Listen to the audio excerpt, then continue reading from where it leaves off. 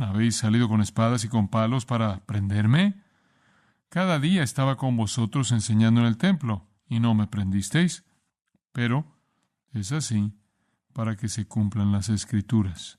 Entonces todos los discípulos, dejándole, huyeron.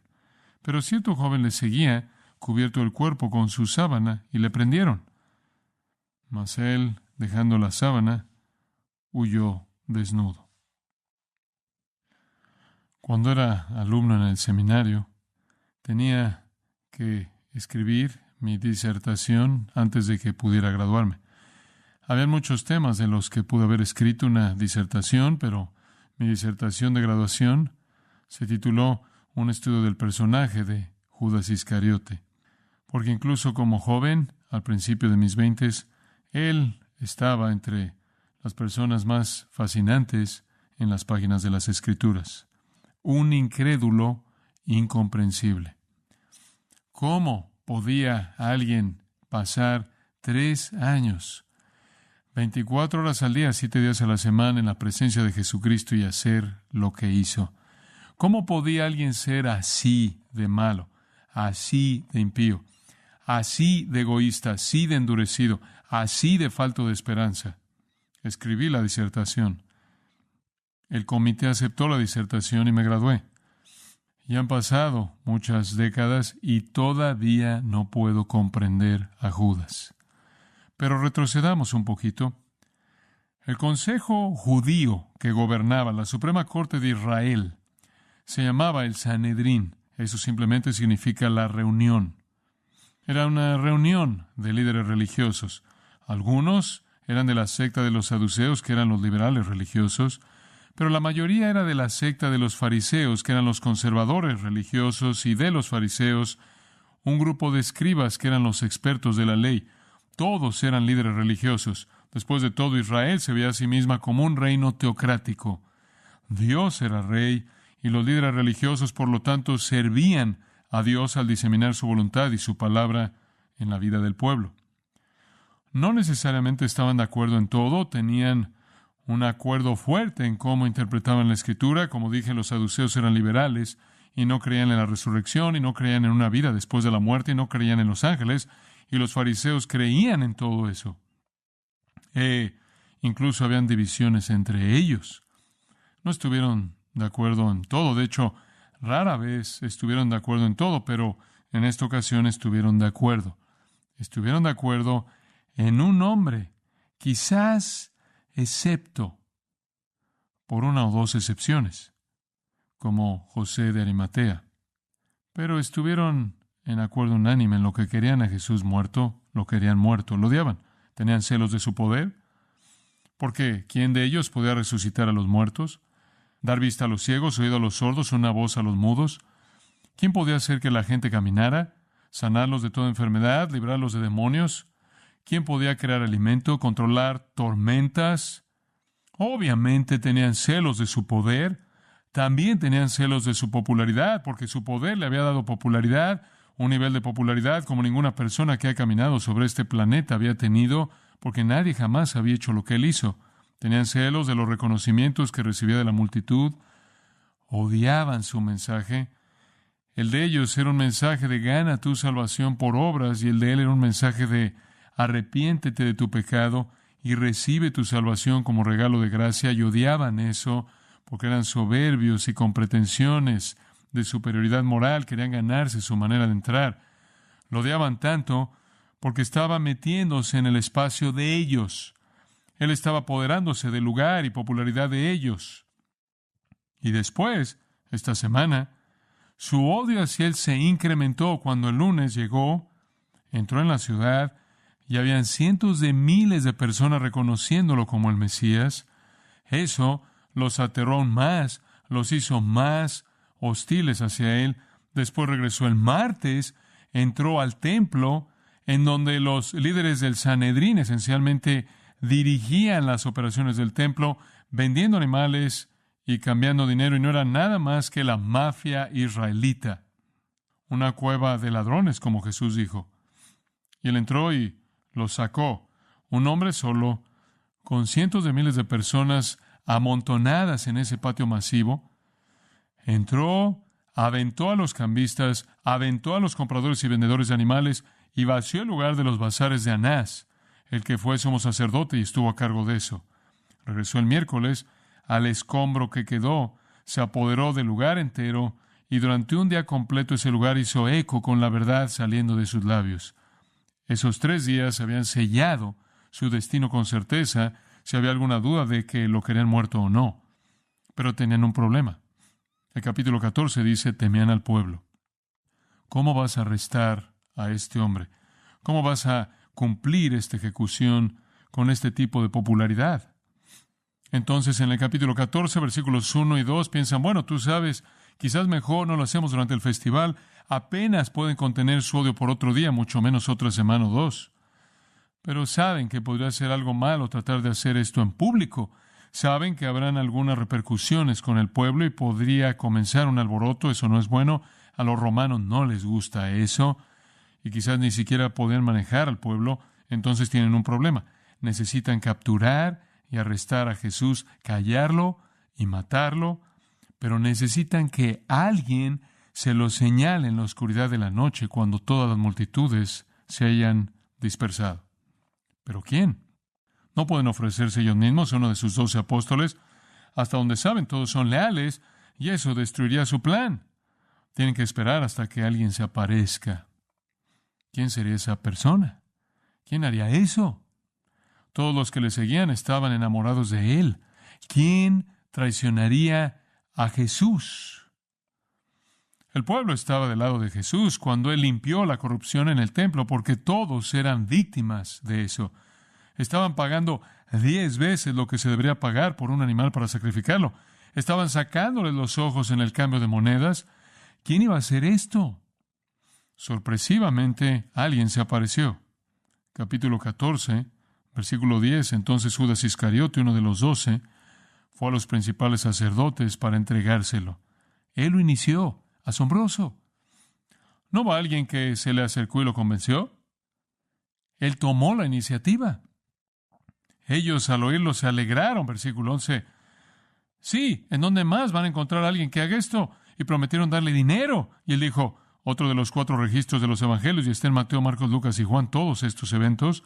Uno de los otros evangelios dice que él negoció por 30 piezas de plata. Estaban dispuestos a darle 30 piezas de plata, lo cual, por cierto, era el precio de un esclavo. Entonces él estaba dispuesto a vender a Jesús por el precio de un esclavo, lo cual es exactamente la cantidad por la que el Antiguo Testamento dice que será vendido. Sin darse cuenta, cumplieron una profecía que prueba la validez, la exactitud del Antiguo Testamento. Y entonces buscaba oportunidad para entregarle. Tiene que encontrar un momento lejos de las multitudes, de noche, en la oscuridad. Bueno, usted sabe lo que hemos cubierto en Marcos 14, ya es jueves, y van juntos a un aposento alto en donde celebran la Pascua final, la Pascua judía final, legítima, oficial, y después nuestro Señor instituye la mesa del Señor o el servicio de comunión, la cena del Señor con ellos ahí. A la mitad de esa tarde, ese jueves por la noche, la cual esencialmente va desde la puesta del sol hasta la medianoche, es un tiempo largo, prolongado, en el que nuestro Señor enseña ampliamente, registrado en Juan 13 al 16, y muchas cosas están pasando, pero una cosa que sucede es que surge el asunto de la traición. Aparece el asunto de que alguien va a traicionarlo. Versículo 18 del capítulo 14, y cuando se sentaron a la mesa, mientras comían, dijo Jesús, de cierto os digo que uno de vosotros que come conmigo me va a entregar. Simplemente estaban absolutamente impresionados. Judas era un hipócrita tan especializado, un hipócrita tan experto, que no tenía ni idea de que era él. De hecho, dice que comenzaron a entristecerse y a decirle, uno por uno, todos, ¿seré yo? No pensaban más en Judas de lo que pensaban en ellos mismos. Así de experto era como hipócrita. Jesús dijo, es uno de los 12, el que moja conmigo en el plato. Es uno de ustedes. A la verdad, el Hijo del Hombre va, según está escrito de él, mas hay de aquel hombre por quien el Hijo del Hombre es entregado. Bueno le fuera a ese hombre no haber nacido. Mejor nunca haber nacido que estar siempre en el infierno. Entonces Jesús desenmascaró a Judas. El resto no lo entendieron. Judas sí. Y Satanás entró en Judas. La Escritura dice, y Jesús lo despidió y dijo, lo que vas a hacer, hazlo pronto. Entonces, ese jueves por la noche, Jesús se queda con los 11. Judas, quien ha estado buscando un momento oportuno, ahora sabe que Jesús sabe, se va a buscar a los miembros del Sanedrín, ya tarde, la noche del jueves, y prepara el punto de reunión. Él sabe dónde encontrar a Jesús, porque sabe a dónde va normalmente de noche Jesús y los discípulos. Van al lugar en el que Jesús acaba de estar, el huerto de Getsemaní. De los versículos 32 al 42, él había estado ahí orando. Ahí es a donde irán. Ahora recuerde, hay 12 apóstoles y Jesús. Todos eran peregrinos en Jerusalén.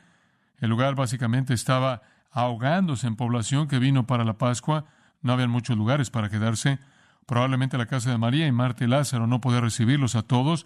Entonces había una persona rica en la ciudad que tenía un jardín en el Monte de los Olivos, que proveyó el jardín para ellos y estuvieron ahí de noche. En un lugar que la Biblia dice que visitaban, Juan 18, Lucas 22, 39, y dice que Judas lo conocía bien. Él sabía que ahí es a donde irían. Esta es una trampa perfecta para él. Está fuera de la ciudad, está en el Monte de los Olivos, y cuando el sol se pone en el mundo antiguo, realmente está oscuro. Entonces él planea llevar a los líderes de Israel y su grupo para encontrar a Jesús en la oscuridad del jardín de Getsemaní. Nuestro Señor ya está ahí para cuando llegamos a este pasaje en el versículo 43, porque Él vino ahí en el versículo 32. El versículo 32 nos dice que Él vino a Getsemaní, Él estuvo allí por unas horas orando. Usted recuerda su oración, aparta de mí esta copa 3 veces, mas no lo que yo quiero, sino lo que tú. Y Él obedece al Padre, irá a la cruz y eso es lo que me pides que haga, por horrendo que sea estar separado de ti y llevar el pecado. Él está dispuesto a hacerlo. Mientras que está orando, los discípulos están durmiendo. Él les advierte que es peligroso dormir cuando usted debería estar orando, porque la tentación viene. La reunión de oración se acaba cuando usted llega al versículo 41, a la mitad del versículo. La hora ha venido. He aquí el Hijo del Hombre es entregado en manos de pecadores. Levantaos, vamos, he aquí, se acerca el que me entrega. Están allá arriba, aquí viene este grupo, y hay tantos como 1000 de ellos en la multitud que viene. Pueden ver las antorchas, pueden oír a la multitud moviéndose. Nuestro Señor la ve, dice, se acabó el tiempo de oración, vámonos. Y Él no va en la dirección opuesta, Él entra a la multitud. Ahí es en donde retomamos la historia, en el versículo 43. Y aquí, temprano en la oscuridad, el viernes por la mañana, todo comienza a moverse para la ejecución de Jesús. Él estará muerto para las 3 de la tarde. Así de rápido pasa esto. Una traición, un arresto, 2 juicios, uno delante de los judíos y uno delante de los gentiles, cada uno con 3 partes, una crucifixión y muerte. Todos para las 3 de la tarde. Él estará en la tumba antes de que se ponga el sol. Entonces Él estará en la tumba el viernes, sábado en la tumba y domingo una parte de ese día en la tumba, resucitando más tarde el domingo por la mañana para que cumpla la profecía de ser crucificado y sepultado por 3 días. Dios está en control de todos estos detalles. Estos incrédulos, torpes, que odian a Jesús, están cumpliendo paso a paso el plan de Dios y no son menos culpables por hacerlo, porque lo hicieron motivados por el odio de sus propios corazones. Muy bien, entremos en la escena. Primero está la multitud confrontadora. Mientras que Él todavía estaba hablando, todavía hablándole a sus discípulos, dijo, levantaos, vamos, Judas está aquí, están aquí. Judas, uno de los 12, y parece que ese título que lo describe, que acabamos de leer en otra parte de este capítulo, es la manera en la que Marcos habla de la idea increíble de que este hombre rechazó a Cristo. Él simplemente no lo puede superar. Uno de los 12, uno de los 12, uno de los 12. ¿Cómo puede ser eso? Judas, uno de los 12. La tragedia final. El hombre con la oportunidad más grande y privilegio que podía llegar a tener una persona, estar con Cristo, el Hijo de Dios. Ese hombre, uno de los 12. Noche ocupada para él. El Señor lo despidió. Judas fue llenado por Satanás. Usted sabe cómo se ve una persona poseída por demonios en el texto de la Escritura. Tenemos descripciones de ellos. Bueno, él está poseído por Satanás mismo. Hay un sentido en el que el diablo ha tomado el control de él. Es una noche desesperada, entonces, para Judas, el poseído por el diablo. Él tiene que ir a buscar al Sanedrín en la oscuridad de la noche. En algún punto, probablemente antes de la medianoche, antes de que acabara la Pascua y la cena de la mesa del Señor, él tiene que conseguir el permiso de ellos para reunir sus recursos, porque piensa que él sabe dónde va a estar Jesús, porque aquí es a donde van, al Monte de los Olivos, y él conoce el lugar.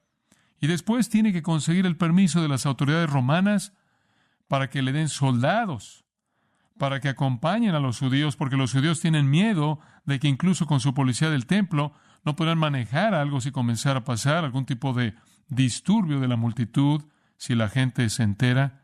Entonces necesita permiso para tener soldados romanos, y no un grupo pequeño, sino un speiran, es la palabra griega usada, un grupo completo, sería 600 soldados romanos, y los romanos tendrán soldados extra en la Pascua debido a la llegada masiva de personas, los habrán tenido ahí por seguridad.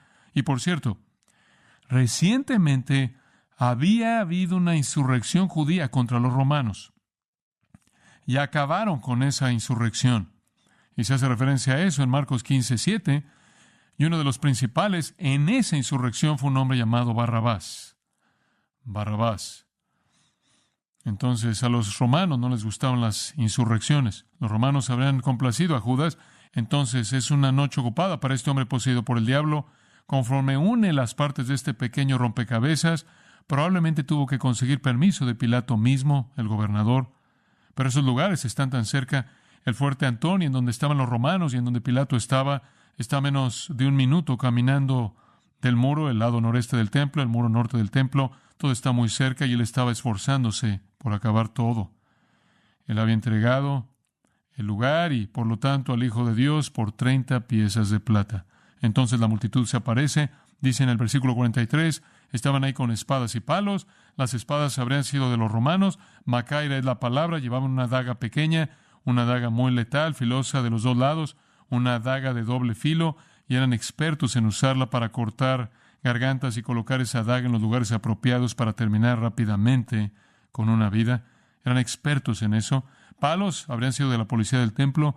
La policía del templo no usaba armas mortales, controlaban a las multitudes con palos. Entonces aquí viene la policía del templo, que normalmente eran los que se encargaban de la seguridad del templo, junto con los romanos y sus espadas, y aprendemos un poco más de esto. También aprendemos de Juan 18:3. Juan nos da más detalles, que vinieron con antorchas y luminarias. La única manera en la que usted podía alumbrar la noche era crítico que pudieran ver a dónde iban y encontrar al Señor en el momento apropiado. Entonces, de la oscuridad de la medianoche sale esta multitud enorme. Cientos y cientos de ellos juntos, torpes, cobardes, de manera injusta y profana, vienen con el propósito de matar al Hijo de Dios. El traidor entonces identifica al Señor. Él les dice cómo lo va a hacer. Entonces usted va de la multitud confrontadora al discípulo traidor, versículo 44, y el que le entregaba les había dado señal, diciendo, al que yo besare, ese es. Y después, de manera sorpresiva, Judas les da la orden, prendedle y llevadle con seguridad. Él también odiaba a Jesús. Pero, si Satanás estaba hablando mediante Pedro, cuando Pedro dijo, no, Señor, no vas a morir, Satanás ciertamente estaba hablando mediante Judas, cuando Judas dijo, prendedle y llevadle con seguridad. Por cierto, esta es una buena indicación de que Jesús no usaba una aureola, o Judas habría dicho, ¿es el hombre con la aureola? ¿O es el hombre con el brillo sobrenatural en su rostro? No había nada externo que pudiera identificar a Jesús como divino. Pero habían necesidades obvias para poder identificarlo en la multitud y para asegurarse de que alguien más no se levantara y dijera, soy Jesús, y entonces Jesús se escondiera y se escaparía. La suposición es que él trataría de escapar. Esa es otra razón de la fuerza que él trataría de escapar, que él no iba a dejar que esto pasara. No crean que alguien más pretendiera ser Jesús mientras que él se escapaba. Entonces Judas dice, voy a señalarlo a quien yo besé. Él es, prendedle. Un beso, un abrazo fuerte, una señal antigua que se podía dar de varias maneras. Los esclavos besaban pies, los inferiores besaban manos, iguales besaban mejillas. Este es un igual. Este es un acto de afecto, honor, amor, respeto. Eso lo hace más feo, ¿no es cierto? Digo, todos hemos sido traicionados. Todos sabemos eso. Pero con un beso, esto es hipocresía de la más oscura. El varón de dolores tuvo muchos dolores, y él puede añadir esto a la lista. El versículo 45 dice, Judas, sin vacilar, y cuando vino, Judas se acercó luego a él y le dijo, Maestro, Maestro, y le besó, y le besó. Por cierto, el verbo griego katafileo aquí significa besar fervientemente, besar fervientemente. Tiene una preposición añadida al frente que intensifica el verbo. Esto fue un afecto continuo, una expresión de afecto. Esto nos recuerda al hijo pródigo viniendo a casa, y el padre se acuerda en Lucas 15, recibiendo al pródigo y besándolo en la cabeza. Hombre, Judas realmente presentó un espectáculo dramático de afecto falso, diseñado para ser exactamente inequívoco quién era, para que los soldados supieran. Lucas añade esto. Lucas 22:48, Jesús le dijo, Judas, ¿con un beso entregas al Hijo del Hombre? ¿Estás traicionando al Hijo del Hombre con un beso? ¿Con un beso? Jesús pudo haberlo destruido al instante, pero no lo hizo. Él se somete a la traición para que la Escritura se cumpliese. Usted recuerda que el salmista dijo, ¿no es cierto?, que su propio amigo conocido levantaría su talón contra él y él sería traicionado en la casa de sus amigos. Marcos no dice nada más de Judas. Él lo besa y desaparece de las páginas de la historia de Marcos. Entonces, ¿qué le pasó a Judas? Mateo nos dice. Mateo capítulo 27 nos dice lo que pasó. Judas, el que le había entregado, versículo 3, viendo que era condenado. ¿Qué significa eso? Judas se quedó después de que lo traicionó esa noche. Él se quedó para el juicio esa mañana. El juicio pasó en las primeras horas de la mañana y al final del juicio Jesús fue condenado a muerte. Y Judas todavía está cerca de los bordes observando qué pasa esto. Y cuando vio que él había sido condenado, sintió remordimiento y devolvió las 30 piezas de plata a los principales sacerdotes y a los ancianos. Él regresó a donde se encontraba el Sanedrín y les devolvió el dinero. Y dijo, versículo 4, yo he pecado, entregando sangre inocente. Mas ellos dijeron, ¿qué nos importa a nosotros? Allá tú. Y arrojando las piezas de plata en el templo, salió y fue y se ahorcó. ¿Se ahorcó? Eso es remordimiento. Eso no es arrepentimiento para salvación. Él salió y se ahorcó. Él no hizo eso. Muy bien, porque Hechos 1 dice que finalmente su cuerpo cayó, se despedazó en las rocas y sus intestinos salieron. La cuerda se rompió, la rama se rompió mientras se colgó sobre la orilla y murió una muerte horrenda, trágica. Y la gente no nombra a sus hijos Judas, ni siquiera tienen perros que los nombran Judas. La ilustración más grande de oportunidad desperdiciada, privilegio desaprovechado, jamás, jamás, jamás, jamás vista. Entonces arrestan a Jesús. Versículo 46. Entonces ellos le echaron mano y le prendieron. Juan 18:12 dice que el grupo romano y el comandante y los oficiales de los judíos, la policía del templo, arrestaron a Jesús y lo amarraron. Eso nos lleva de regreso al versículo 47. Hemos visto la multitud confrontadora, hemos visto al traidor feo, trágico, Judas. Ahora se nos presenta otra persona en el drama. Lo vamos a llamar el discípulo impulsivo. El discípulo impulsivo. Versículo 47. Pero uno de los que estaban allí, sacando la espada, hirió al siervo del sumo sacerdote, cortándole la oreja. Esto es extraño. Un incidente sorprendente. Afortunadamente, sabemos quién es este. Si no se nos dijera, sabremos de cualquier manera. Podríamos imaginarnos que podría ser Pedro, ¿no es cierto? Podríamos imaginarnos que sería Pedro, impulsivo, intempestivo Pedro. Y tenemos razón. Según Juan 18:10 fue Pedro. Y según Juan 18:10, el nombre del hombre era Malco, y era un siervo de Caifás, el sumo sacerdote. Él ni siquiera era un oficial de policía ni era un soldado. ¿Qué está haciendo Pedro? Con frecuencia él parece estar fuera de órbita con el plano, ¿es cierto? ¿Por qué está haciendo esto? Le voy a decir por qué está haciendo esto. Él tiene algo que probar. De regreso al versículo 29 del capítulo 14, Pedro le dijo a Jesús, aunque todos se escandalicen, yo no. Pero era un hombre seguro de sí mismo. Hombre, él creía en sí mismo. ¿Sabe? Él hubiera encajado en el mundo moderno. Si crees en ti mismo, puedes hacer lo que sea. Ese era Pedro. Él creía en sí mismo. Él no fracasaría. Él no fracasaría. Dice usted, bueno, hay algo de osadía y algo de valentía ahí. Seguro. Hay algo de osadía y algo de valentía. Pero algo acababa de pasar que llevó a Pedro a ser así de valiente, y le voy a decir lo que era. Juan 18. Juan 18 da el mismo relato, mismo incidente, pero debes saber lo que pasó ahí. Todos llegan, el grupo, Jesús se acerca al grupo romano, los oficiales, los principales sacerdotes, los fariseos, la multitud masiva con sus antorchas y armas y luminares, y Jesús dice, ¿a quién buscáis? ¿A quién están buscando? Le respondieron, a Jesús Nazareno. Jesús les dijo, ego eimi, yo soy.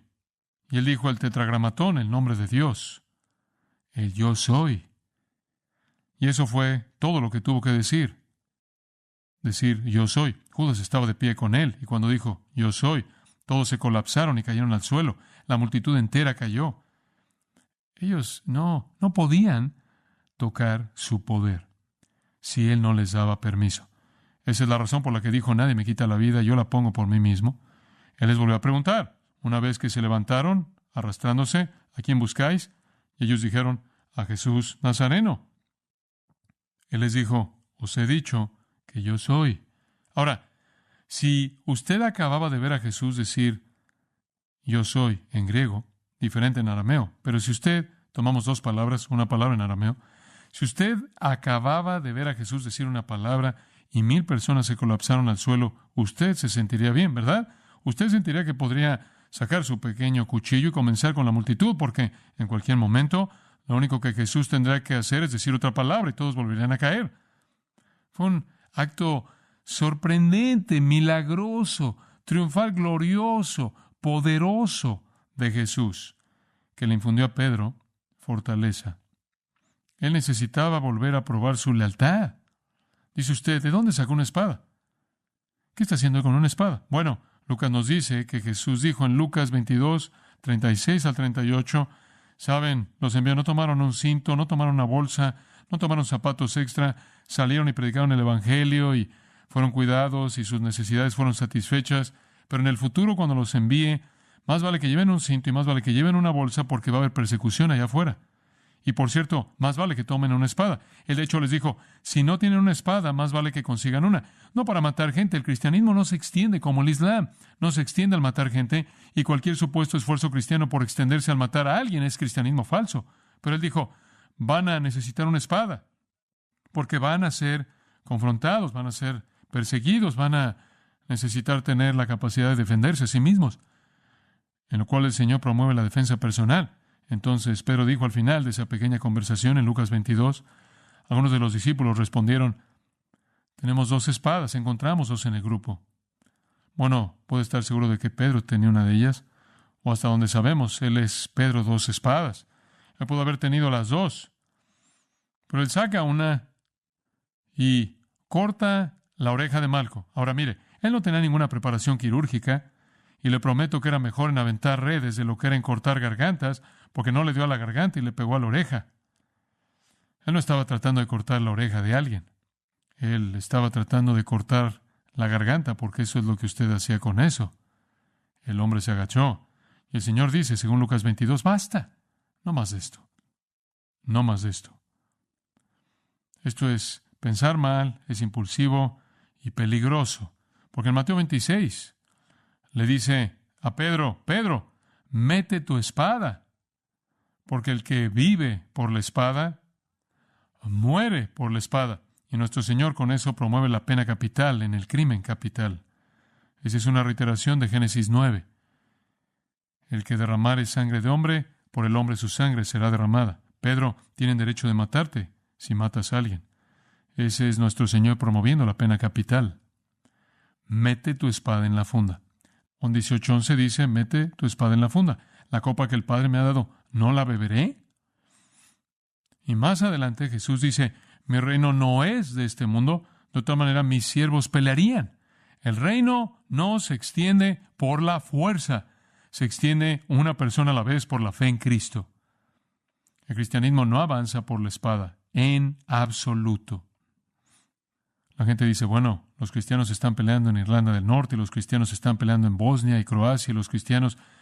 ¿Qué hay acerca de las cruzadas? Nada de eso es cristiano. Podrá tener la palabra, no es cristiano. El reino avanza un alma a la vez por la fe en Cristo. Bueno, aprendimos del registro del Nuevo Testamento que el Señor se estiró y le dio una nueva oreja. La única curación en el Nuevo Testamento de una herida fresca. Pedro, así no es como hacemos esto. Entonces usted ve la multitud, el traidor, y usted ve al discípulo impulsivo. Y después en la siguiente escena pequeña usted ve al Cristo glorioso, al Cristo triunfal. Y respondiendo Jesús les dijo, ¿cómo contra un ladrón habéis salido con espadas y con palos para prenderme? Cada día estaba con vosotros enseñando en el templo y no me prendisteis, pero, como para decir aquí y ahora, es así para que se cumplan las Escrituras. ¿Sabe? Él está rodeado de esta multitud de personas realmente trágicas, líderes corruptos, apóstatas, religiosos, soldados romanos, torpes, ciegos, ignorantes, paganos que adoraban ídolos, matones de profesión, seguidores débiles, cobardes, pensando mal, y un traidor miserable, malo. Él está de pie ante las fuerzas del infierno y las fuerzas del hombre, y él simplemente está a cargo. Él dice, ¿por qué ahora? ¿Piensan que van a encontrar resistencia? ¿Por qué todos los soldados? ¿Por qué toda la policía? ¿Por qué todos los palos? ¿Y dónde estaban el lunes cuando estaba en el templo? ¿Y dónde estaban el martes cuando estuve ahí? ¿Y por qué no me arrestaron el miércoles? Y lo que está haciendo es desenmascarar la hipocresía de esta operación clandestina en la que se lo están llevando de noche, porque era una violación de todas sus leyes. Su majestad gloriosa es demostrada mediante la multitud que se cayó cuando Él dice yo soy, demostrada por la tranquilidad, la calma asombrosa, conforme Él hace preguntas razonables. ¿Soy algún ladrón? ¿Algún ladrón de carretera? ¿Algún pillo?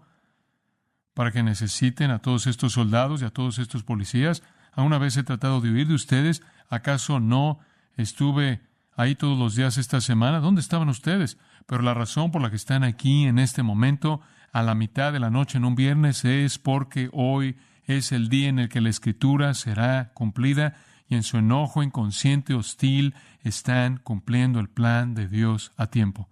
Esa es la razón por la que están aquí. La Escritura se cumplirá. Él morirá a las 3 de la tarde, al mismo tiempo en el que los corderos de la Pascua están siendo matados, porque Él es el verdadero Cordero de la Pascua. Ahora un comentario a pie de página que mencioné la semana pasada, solo brevemente. ¿Por qué Satanás trataría de evitar que Jesús fuera a la cruz? Lo cual lo hizo antes. Pedro dijo, no, Señor, no vas a morir, no vas a morir, no vas a morir. Y Jesús dijo, quítate de delante de mí, Satanás. Fue Satanás tratando de evitar que fuera a la cruz. Fue Satanás quien lo tentó y dijo, te daré los reinos del mundo, puedes tener la popularidad, puedes tomar tu satisfacción, no necesitas la cruz en su tentación. Si Satanás quiere evitar que vaya a la cruz, entonces, ¿por qué Satanás entró en Judas e hizo que Judas fuera a la gente que quiere arrestarlo para que puedan matarlo? ¿Por qué Satanás motiva a Judas a ir al Sanedrín para que Jesús sea arrestado y ejecutado? No sé cómo funciona la mente de Satanás, pero es bastante simple. Me parece que Lo único que los líderes de Israel no querían hacer era arrestar a Jesús durante la Pascua. Dijeron eso. No querían arrestarlo, 14:2. No queremos arrestarlo durante este festival, esta Pascua. El pensamiento de Satanás pudo haber sido, si puedo echar a andar este arresto durante la Pascua, incluso si lo atrapan a la mitad de la noche, esto va a mostrarse en el día y el pueblo se va a levantar y detener esta crucifixión. Y si el pueblo no la detiene, el pensamiento de Satanás debe haber sido, voy a hacerlo tan intolerable para Jesús con los que le escupan y la burla y la corona y los golpes en el rostro y las golpizas y los azotes y todo. Voy a hacerlo tan malo para él que finalmente va a decir, basta, es suficiente, no voy a morir. ¿Se acuerdan en el capítulo 26, versículos 51 al 54? Él le dijo a Pedro, cuando Pedro sacó la espada, él dijo, mira Pedro, si quisiera, podría llamar a 12 legiones de ángeles en este momento. ¿Sabe cuántos son esos? 72,000.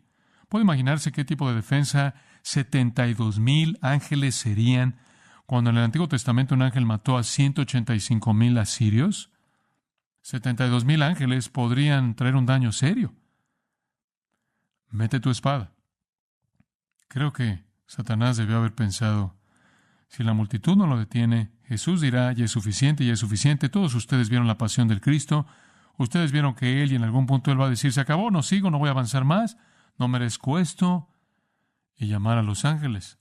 No, Satanás no quería que fuera a la cruz, él quería que fuera tan malo que Jesús mismo lo detendría, pero nunca lo hizo, porque Él fue obediente al Padre para el beneficio de usted, para mi beneficio. Ahí está Él en tal majestad. Esto es para que se cumplan las Escrituras. Entonces usted ve la multitud, es una multitud fea, el traidor incluso más feo, el Pedro impulsivo que decepciona, débil, cobarde al final, porque el versículo 50 dice, y aquí llegamos al punto final, los apóstoles cobardes, entonces todos los discípulos dejándole huyeron, todos ellos, incluyendo a Pedro, todos se fueron. Eso es lo que él dijo que harían. Atrás en el versículo 27 les dijo, todos os escandalizaréis, todos van a apartarse. Y en lugar de orar contra esa tentación, se fueron a dormir durante la reunión de oración. Están mal preparados, eran débiles, tenían miedo, fueron infieles, huyeron. Zacarías 13:7 dijo que eso pasaría. Herida al pastor y las ovejas serán dispersadas. Y esa profecía fue cumplida. No preparados, impacientes, carnales, inconsistentes, débiles, huyen por sus vidas. Y después hay un retrato de cierre de la cobardía de una persona. Escucha esto. Pero cierto joven le seguía, cubierto el cuerpo con una sábana. Él habría tenido su ropa interior puesta, lo cual siempre usaban, pero nada más que una sábana que lo envolvía. Y le prendieron, mas él, dejando la sábana, huyó desnudo. Este es el único lugar en donde eso aparece. No aparece en Mateo, Lucas o Juan. La gente me dice, ¿quién es ese joven? No tengo la menor idea de quién es ese joven. ¿Cómo sabría? Estoy viendo la misma Biblia que usted está viendo. No veo un nombre. ¿Y qué es la sábana? No tengo idea. Pero sé que cuando la gente se iba a dormir de noche, se ponía una sábana de lino. Y se envolvió en una sábana de lino y trataron de atraparlo y él soltó la sábana de lino y corrió. Me encanta eso de la Biblia. Simplemente lo dice porque pasó. Si un comité quisiera organizar esto, diría, saque eso porque no aporta nada a la historia. ¿Cuál es el punto? ¿Quién es el hombre y por qué lo hizo? ¿Y qué es la sábana? Le voy a decir lo que pasó. Digo, esto lo sabemos. Alguien a la mitad de la noche oyó una conmoción, algún hombre, y pensó, ¿qué está pasando? Y saltó de su cama y simplemente se envolvió en una sábana y dijo, voy allá afuera para saber qué está pasando. Y conforme él estaba investigando en el Monte de los Olivos, quizás él trabajaba ahí, ¿sabe?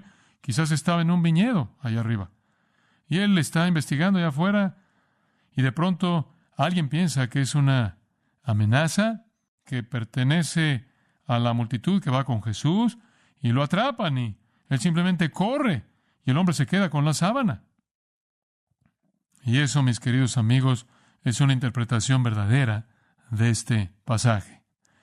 Algo más que eso es especulación pura. Algunas personas dicen, no, no, ese es Marcos, ese es Marcos. ¿Es Marcos? Sí, porque es un relato en primera persona. ¿Quién sabría eso sino el hombre que lo estaba haciendo? ¿Quién sabría eso? Quizás es Marcos. Quizás él simplemente no quiere llamarse a sí mismo